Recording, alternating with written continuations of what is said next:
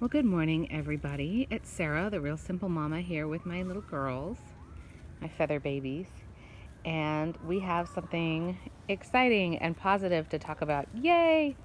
So today I'm going to jump right into the content because I don't want this video to be like an hour long. We're going to talk about how to integrate new birds into your flock. Yay! Hooray!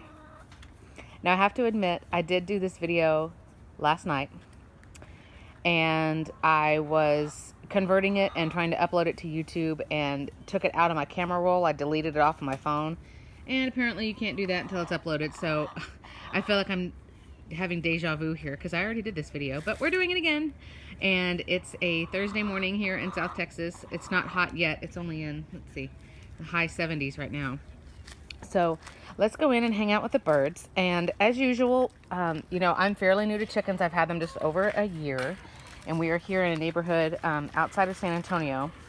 So, we don't have acres and acres of land and hundreds of chickens or anything like that. But what I try to do is, as we go through different experiences and we basically have to expand our knowledge, we have to go and read and research and learn things. I want to do that and then spread the information on to you. So what we're going to talk about today is basically if you have an existing flock and you're going to be adding more birds. Now, everything I'm going to say is going to be the same pretty much irregardless of which breed of chicken we're talking about, and also irregardless of if you are doing, you're adding roosters or you're adding hens or you're adding both. The only thing that may be a little bit different is if we're talking about chicks, because that just kind of depends on the age and how young they are and that kind of thing. So let me have a seat with these girls. Hey, girls. Hey, girls. And I'm like, why are you here if you're not feeding me? Like, what other purpose could you possibly serve? So here's what's going to happen. Now, if you haven't seen, it's been almost a month since we lost our beautiful silver-laced Wyandotte named Dottie. Hey, Callie. Who was just, a brat and loved snacks, and she was loud and she was hilarious, and she just had a huge heart and a huge personality. And she passed away suddenly. We never learned what really caused it, but both of the other two have been perfectly fine. So we don't know if it was like a heart defect or some kind of genetic weakness or just something happened suddenly. But the good news is at least that our other two are fine. And it's been almost a month, and so I haven't really posted much chicken content because I've just been, I've been coming out here and hanging out with the girls, but it's been hard for me to think about what else to do. But I started thinking, okay, maybe we're getting ready to want to add some birds, to give some birds a home. Obviously, I don't have any roosters here, so I'm not, we're not propagating chicks or anything like that. We just want chickens to be, to poop in our yard and to be spoiled brats. And so I found, what? You did? Wow. You gonna go put it in your collection? Okay. I love you.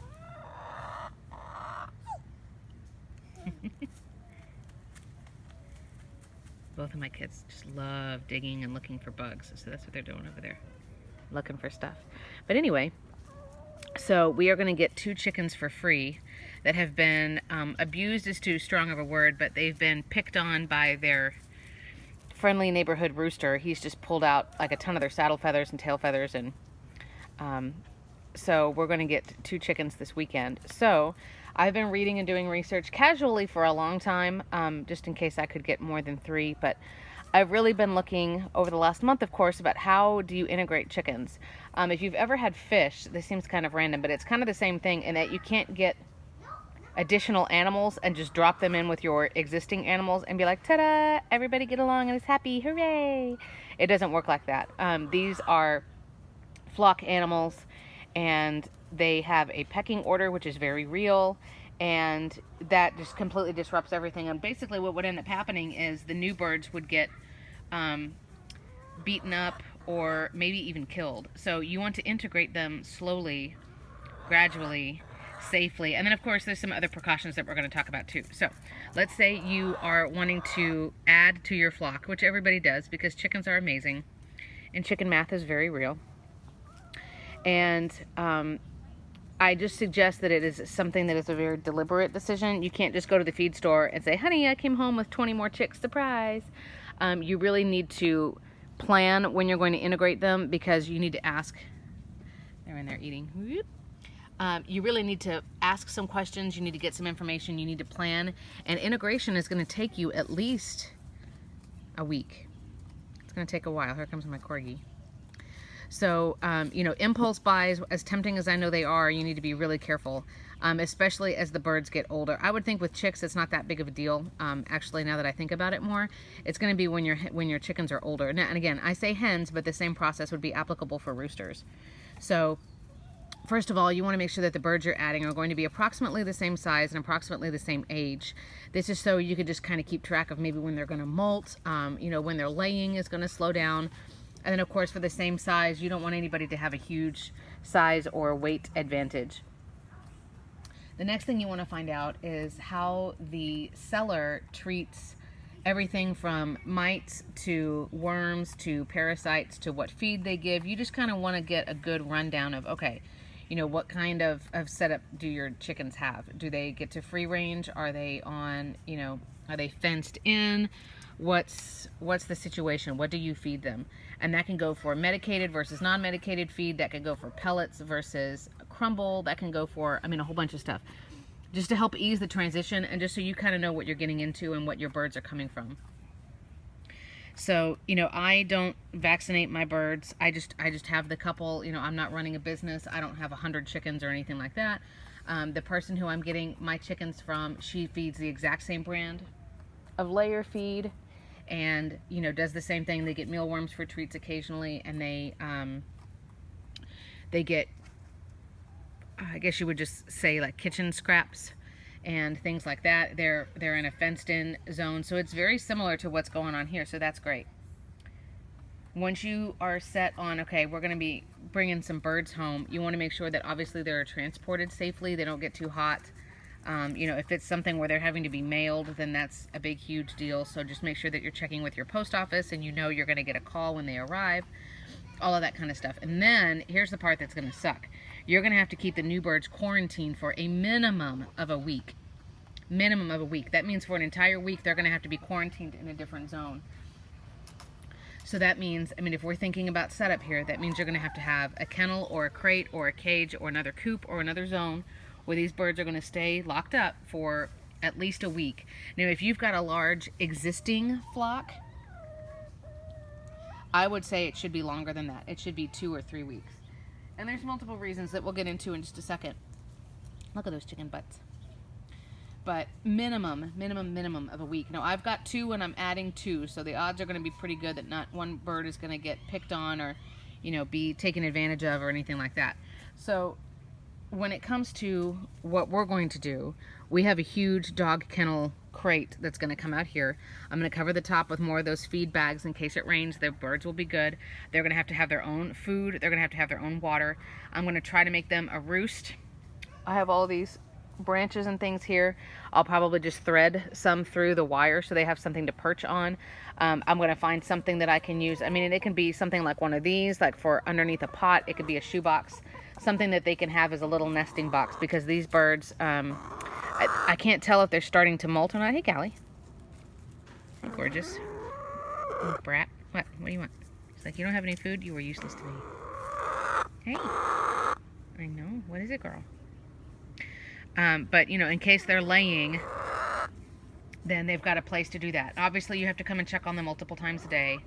And I will be out here multiple times a day, checking on them, giving them snacks, putting these girls up at night. But those birds are going to have to stay in that zone, you know, at night and when it's raining and everything. It's not like I can put them up there at night and then in the morning bring them back out. Like, they're going to live there for a week. And this is for multiple reasons. So let's talk about, why do you bother quarantining birds? The first reason is an easy reason. It's a social reason. It's so they can get used to the sounds and the mannerisms and just the area, the zone that they're going to be in. So the new birds can get used to my birds and how they sound, what this place looks like, the ambiance of this area. You know, we are, you know, we've got military planes flying over us. We have lots of hawks and lots of neighborhood wild birds and stuff like that that they can get used to. They can get used to hearing my kids. Just kind of like, you know, getting to have a feel for things when they know that they're in a safe place, because they'll be, you know, untouchable. But the other reason is much more important, and it's because even if you trust the seller, which I do, if you trust the seller and you say, yeah, you know, I know they don't have any parasites, I know they don't have worms, they don't have mites, they don't have any kind of respiratory or sinus problems, because remember, chickens are very sensitive to anything like that. So I mean, you know, a decent respiratory bug or sinus problem or a cough can wipe out your whole flock, literally. Like, chickens are very sensitive. And remember, if you've seen my other content, they try to hide the fact that they're sick or that they're injured, because they don't want to get picked off because they're weak. So you want to watch those new birds and make sure they don't have anything that's going to infect your entire flock. So just keep them separate. Now, they'll be technically in here, they'll be in the run, but they'll have their own zone. As a side note, I was thinking about what I did take one of this video last night, that we're going to put the kennel as much as we can back in that corner, and that way, ow, Lolly, jeez. I've got a tattoo on my back and she's trying to eat it. Ouch. So it's going to start back in that corner, and then it'll come forward like this. And I'll do a video when we have, will you quit? I'll do a quarantine video. But I want them to have that back corner, so that way, I don't know, if something weird happens and Callie's bothering them, or there's a rabid squirrel or something, I don't know, they can hide back in that corner and they'll be safe and nobody can touch them. So that'll be good for them. And then, of course, I'm going to do a video when we release them and they can come out and we can sing the Born Free theme, and it'll be fantastic. But I'm really happy. The two birds that I'm planning on getting this weekend, one is ironically, a silver-laced Wyandotte. I wasn't planning or trying consciously to get, and I'm standing up here, to get the same breed as the bird that I lost, but that's just what happened. So we're getting a silver-laced Wyandotte, and then we're getting a barred rock, which is a really cool looking bird. Same size as all my other birds that I've got. And obviously I've never had one before, because this is my first batch of hens. But all the birds seem to be about the same age. They're all going to be about the same size. Of course, we're just going to wait for those new girls to grow all their feathers back, now that they won't be harassed by roosters. Because my chickens don't need no stinking men, so we don't have any roosters here. It's like a haven, isn't it? But seriously, I'm very excited. I think I'm going to be kind of trying to not get too excited until the birds are physically here and I know, like, yes, this is really going to happen. But we are really encouraged. So if you have done integration, if you have added members to your flock, I would love to hear in the comments. Why are you following me? I don't have anything of use to you. You see, I've got like young pecans falling everywhere. Squirrels are up in my tree and they eat the pecans and then they throw the shells down and hit me in the face. It's really sweet. But if you've got any comments, suggestions, questions about this process, again, I mean, I'm not any smarter than any of you. I'm going through this, and while I have to learn about all of this stuff, I figured, hey, you know what? After I kind of know what I'm doing, I'm going to make a video to maybe help some other people. So integration is a long process. It's not an impulse buy type thing. Remember, you're dealing with little lives. And, you know, an impulse decision, a rash decision, something where you don't want to quarantine them because they're just so stinking cute, can end up, you know, worst case scenario, wiping out your entire flock, which we don't want. So be really careful of that. Be conscious of that. Think about where you're going to keep the other birds in quarantine. Make sure you have a zone for them before you bring them home. And know that it's going to be a minimum of a week. The last tip that I wanted to tell you, and this is going to be fun when we get to do this. I almost forgot to say this. When you do finally let the birds out and you say, all right, we're going to try, you know, letting them all out in the same space and see what happens. You want to let them out right at bedtime, right at dusk, when your current hens, your alpha hens, are going up to bed. When chickens are sleepier, they're not going to be likely to start anything. They're just going to be like, hey, it's getting dark, dude. Like, we'll deal with this in the morning. They are going to go through a pecking order phase, which if you aren't familiar with that, you've never seen that or experienced it before, it can be pretty much like, hey, chill out. I'm the boss. I was here first kind of thing. It could be a little bit more violent. But usually the chickens will figure it out pretty quickly. Callie obviously is my alpha. She's always been my alpha. So, I mean, physically she's bigger than Lollipop, you can see, but also, you know, with great power comes great responsibility. So not only does that mean she gets dibs on snacks and treats and things like that, she gets first dibs on all of that stuff, but she checks after Lolly goes up to bed. Callie does one more like walk through and looks around and makes sure there's no predators and things like that. So they'll figure it all out, but definitely let your birds out at dusk. And then just know that there's going to be, you know, that pecking order where we just kind of establish like, hey, you know, we're glad you're here, but I'm the boss. Cool. All right. And then they'll figure it out. But I'm really, really excited. I hope that this is going to be a beautiful story. And if it works out, then I'll have a video pretty quick because we hope to get him this weekend. But what are you doing, Callie? But I'm Sarah, the Real Simple Mama, and yay, so excited. I'll see you guys soon.